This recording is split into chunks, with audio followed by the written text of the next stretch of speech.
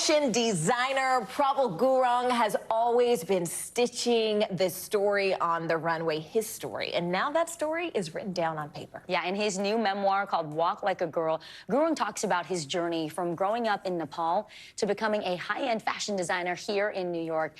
He rose to success dressing countless A-list stars, including Oprah Winfrey, Michelle Yeoh, and Michelle Obama. His looks have been featured on the Met Gala red carpet since 2010, and we're so happy to have fashion designer and author Prabal Gurung here with us now. It's a pleasure to have you here on Daily. Let's get into it with just the title of your book, because I think it's provocative, it evokes a certain kind of feeling, but it was used as an insult against you when you were little. Absolutely. I mean, first of all, thank you for having me here. You guys, I think we're all matching, which I love, you know, your fashion on point.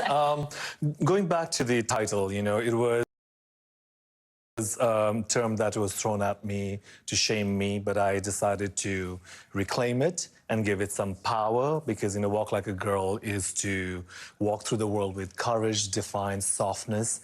And I wrote this book to, you know, honor all the women who have inspired me, have protected me. And, you know, and femininity in all kind, to rise with, not rise above. And to the little boy who decided to, you know, take softness, vulnerability, and femininity as a strength. Rise with and not above. I have to say, I have to have a moment because I just got chills because you said that so casually, like, oh yeah, because a woman means this. Hearing you choose the adjectives you chose to describe a woman, it almost makes me emotional, because I mean, we're raising young women, and that is how I hope the world treats young women who are coming up, and anyone, young boys, right? Absolutely. So I think you really sort of created space, but you also use your story and the adjectives you just described in your work. Yes. You've dressed these A-list celebrities. Let's go ahead and pull some. Let's brag on you for, a minute. All the Michelles. But yes. you also had Tessa Thompson. There we are in the Met Gala. But also, can we talk about one of my favorite, Indian singer Diljit Dosanjh? Oh my. Kenny, like, he's amazing. You dressed him as well. Absolutely. Right. I mean, how do you sort of weave your story and your narrative into your pieces of art? So for me, this is how I see it. Every time I get an opportunity to dress someone, I always ask them, what do you want to feel like? Because here's the thing, I don't need to dress women or people to make them look beautiful. They already are. I just need to match up to the complexities, who they are as a person, who are their people, and what story do they want to tell. That's what the power of fashion is.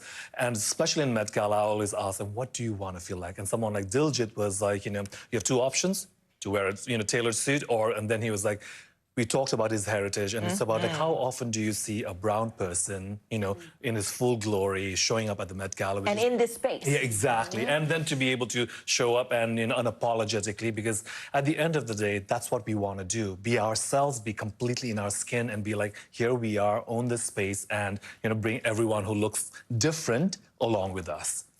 In your book, you elevate women, but it all starts with your own mother, who is really your North Star. Tell us a little bit more about her and how she gave you sort of the courage to be who you are, a brown person, in a lot of spaces where you are one of one, particularly the fashion industry. She loved me unconditionally. You know, it wasn't that it was blind love. She had, you know, her rules and regulations, and all of that stuff was there. But, you know, all she said to me was, all I want you to do is embrace joy, do what you love the most, and you'll find your calling there.